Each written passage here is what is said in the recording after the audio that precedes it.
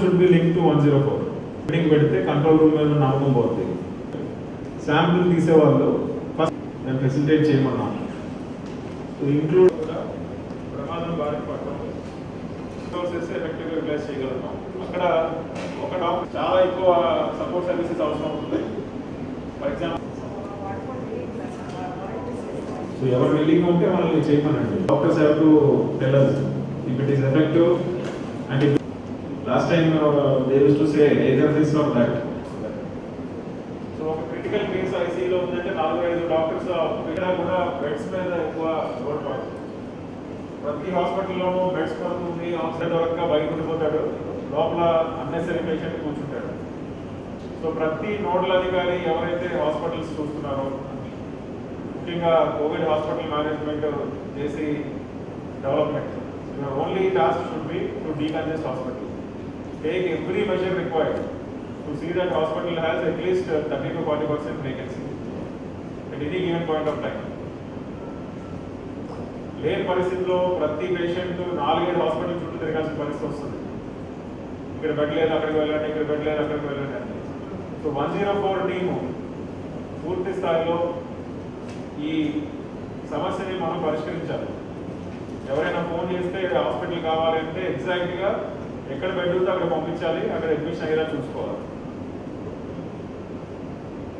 GGH రోజు కూడా discharges మీద దృష్టి పెట్టాలి.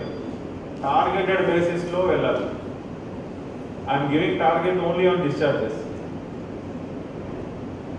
సో డైలీ మీరు డిశ్చార్జెస్ ఎక్కువ చేయగలుగుతున్నారంటే దాని అర్థం ట్రీట్మెంట్ జరుగుతున్నట్టు, వాళ్ళు రికవర్ అవుతున్నట్టు, వాళ్ళు ఖాళీ చేసి వెళ్తున్నట్టు. సో మీరు డిశ్చార్జ్ టార్గెటెడ్గా చేయగలిగారు అంటే మిగతా అన్ని సరిగ్గా జరుగుతాయని అర్థం. And I'm also asking all the hospitals to give discharges to CCCs. If you want somebody to be watched and observe, don't send them home. Hospital నుంచి సిసిసికి పంపించండి. So CCC nodal officers should keep a bus in the hospital every day. ప్రతిరోజు 3 గంటలకి ఆ bus అక్కడ ఉంటుంది. మీరు 3 గంటల నుంచి 5 గంటల వరకు కేవలం డిశ్చార్జెస్ మీద ఫోకస్ చేసి బస్సు నింపి పంపించగలగాలి రోజు. అలా మనం సిసిసి నింపుకుంటే అక్కడ కనీసం 2-3 డేస్ పెట్టి ట్రీట్మెంట్ ఇచ్చి పంపిస్తాం. Home isolation should be only to the person who has facility to stay with a separate toilet and a separate room. Home ఐసోలేషన్లో మొత్తం ఫ్యామిలీని ఇన్ఫెక్ట్ చేసే పరిస్థితి రాకూడదు. చాలా చోట్ల ఉన్న పరిస్థితి చూస్తుంటే అది చాలా ఫాస్ట్గా వైరస్ స్ప్రెడ్ అవుతుంది. ఒకరు పాజిటివ్ ఉన్నారంటే ఇల్లంతా పాజిటివ్ అయిపోతున్నారు. సో దీన్ని మనం కంటైన్ చేయగలగాలి. Home isolation should be given only wear the person has facility to stay in isolation. వచ్చినప్పుడే సిసిసిలోనే ఉంచండి.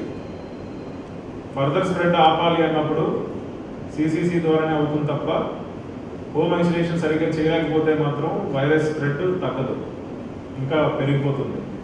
అలాగే హాస్పిటల్స్లో కూడా అటెండెన్స్ని మీరు పూర్తి స్థాయిలో తగ్గించాల్సిన అవసరం ఉంది. ఇమ్మీడియట్గా దాని మీద చర్యలు తీసుకోవాలి. వాళ్ళు మళ్ళీ ఇంటికి వెళ్ళి వెనక్కి ఫ్యామిలీ అందరినీ కూడా ఇన్ఫెక్ట్ చేస్తున్నారు. జర్నీలో ఊర్లో అందరూ ఇన్ఫెక్ట్ అవుతారు. చాలా ప్రమాదకరమైన పరిస్థితి వస్తుంది. సో హాస్పిటల్లో ఉన్న పాజిటివ్ పేషెంట్ని మేము జాగ్రత్తగా చూసుకుంటాము అనే మీరు భరోసా కల్పించి వారికి ఏమీ కాదు, మేము మంచి ట్రీట్మెంట్ ఇస్తాము, వాళ్ళు సురక్షితంగా ఇంటికి వస్తారు అనే ధైర్యాన్ని మీరు ఇస్తే అటెండెన్స్ ఉండరు. Isolation or CCC or COVID hospital, you should repeatedly engage the positive persons. Mics వాడాలి, మాట్లాడాలి, చెప్పాలి. మెసేజింగ్ అనేది కరెక్ట్గా జరగాలి. హాస్పిటల్లో ప్రతి వార్డులోనూ స్పీకర్స్ పెట్టండి. ప్రతి గంటకి ఇన్ఫర్మేషన్ ఇస్తూ ఉండండి. ఏం చేస్తున్నాము, ఏం జరుగుతుంది, మెనూ ఏంటి, టెస్ట్లు ఏంటి, వాళ్ళ ట్రీట్మెంట్ ఏంటి, వాళ్ళకి సైకలాజికల్గా ధైర్యం ఇస్తూ. చాలామంది భయం వల్లే చనిపోతున్నారు అనేది కనబడుతుంది. ఇన్ఫర్మేషన్ లేక తెలియక అదేంటో ఆదుర్దా పడుతూ చనిపోతున్నారు. ఫస్ట్ వేవ్లో ఇనీషియల్ టైంలో ఎలా ఉండిందో 1 సంవత్సరం తర్వాత సెకండ్ వేవ్లో కూడా అలా ఉండడం కరెక్ట్ కాదు.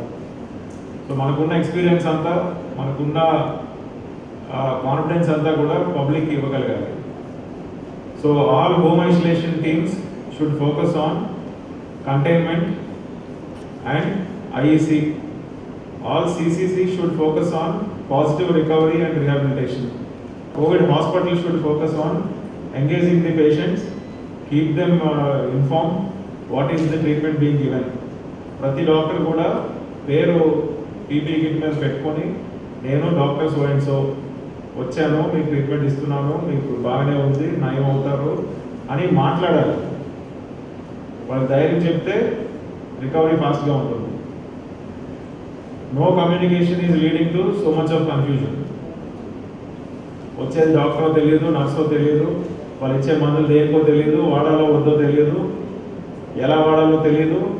అన్నీ ఈ ఇన్ఫర్మేషన్ లేని వల్ల చనిపోతున్నారు అనేది మనకు కనపడుతుంది. ఒకరికి మాట్లాడుతూ మనం ట్రీట్మెంట్ ఇస్తే ఖచ్చితంగా రికవరీ రేట్ పెరుగుతుంది.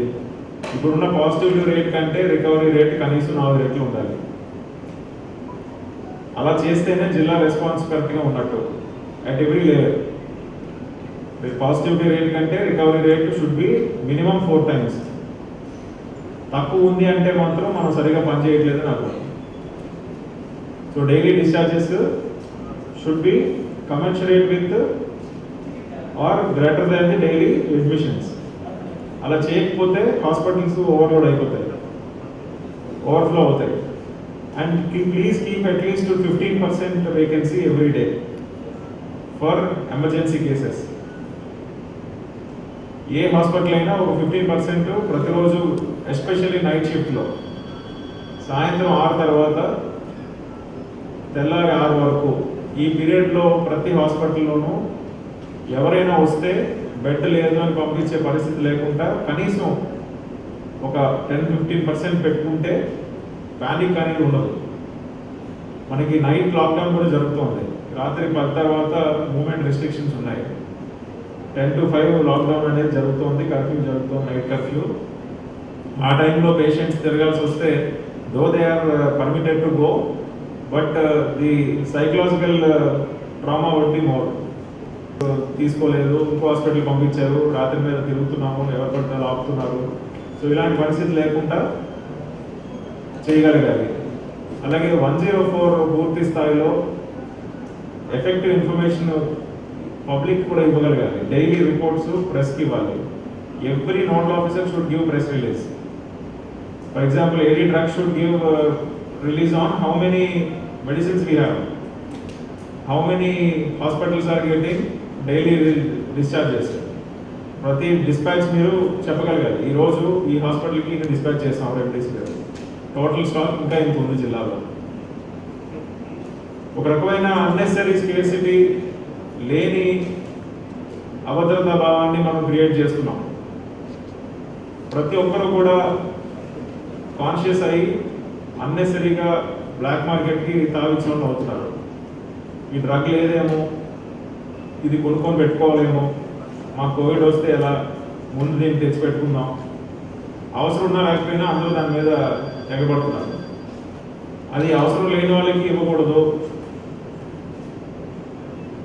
ఇదే ప్రమాదం అనే విషయం తెలియాలి. అదే హెల్త్ డ్రింక్ కాదు, ఎవరు పడితే వాళ్ళు ఎప్పుడు పడితే అప్పుడు తీసుకునేది కాదు. It should not B administered without medical supervision and it has to go as per case to case basis. So ఈ విషయాలన్నీ తెలియజేయాలి. So AD drug should give press releases on each drug. ఈ డ్రగ్ ఏంటి, ఎలా పనిచేస్తుంది, దాని expiry date ఏంటి, అది వాడటం వల్ల ఉపయోగం ఏంటి, ఎలా వాడాలి. Scheduled drugs should not be used without medical prescription. It should not be sold by medical shops to any person. దానికి సంబంధించిన లీగల్ రామిఫికేషన్స్ అన్నీ కూడా మీరు చెప్పగలిగారు. Daily there has to be some article on your work. Similarly oxygen, జిల్లా requirement ఎంత, ఎక్కడెక్కడ ఎన్ని ఫెసిలిటీస్ ఉన్నాయి, రోజు ఎంత వాడుతున్నాము, ఎంత వస్తుంది, ఇంకా ఎంత స్టాక్స్ ఉన్నాయి. పబ్లిక్లో ఒక రకమైన కాన్ఫిడెన్స్ ఇవ్వాలి. ఆక్సిజన్ సరిపడా ఉంది, ప్రమాదం లేదు, నిజంగా ఆ పరిస్థితి వచ్చినప్పుడు ఎలా ఇస్తాము. ఇప్పుడు దానివల్ల ఏమవుతుంది, పేషెంట్స్ కూడా హాస్పిటల్స్లో అవసరం లేని వాళ్ళు కూడా ఆక్సిజన్ వాడుతున్నారు. కోవిడ్ పాజిటివ్ అంటే ఆక్సిజన్ కావాలేమో, వెంటనే హాస్పిటల్ పరిగెడితేనే ఆక్సిజన్ దొరుకుతుంది. హాస్పిటల్కి వెళ్ళి ప్రతి ఒక్కరు కూడా ఆక్సిజన్ పెట్టేసుకోవాలి. ఈ టైప్ ఆఫ్ అపోహలన్నీ కూడా మనం క్లియర్ చేయాలి, లేకపోతే స్కేర్స్ రిసోర్సెస్ దొరకకుండా పోతాయి if you are unnecessarily wasting it. So daily remdesivir audit, daily oxygen audit shall happen and it shall be shared with the common public through press. Location. Proper COVID precautions are must.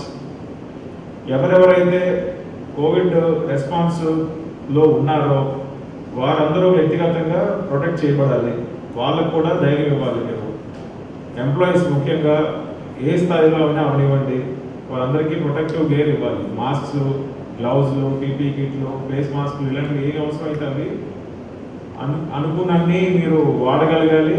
అవసరమైనవి తీసుకోండి, కొనండి. Supplies కూడా అవసరమైనట్టు పెంచుకోండి. Do not risk all the COVID warriors. Only if they are healthy and they are available, you can render services to patients. So do not take any risk. Vaccine undi protect avtam, dani artham protection kuda teesukovali. We should not unnecessarily keep our staff at any unwanted risk. So చాలా మంది double mask వచ్చారు. It's a good sign. You should also educate them how to use it. ఎలా మళ్ళీ దాన్ని reuse చేయాలి, ఎలాగా handle చేయాలి, తీసేటప్పుడు ఎలా, పెట్టుకునేటప్పుడు ఎలా, ఇలాంటివన్నీ కూడా చెప్పాలి.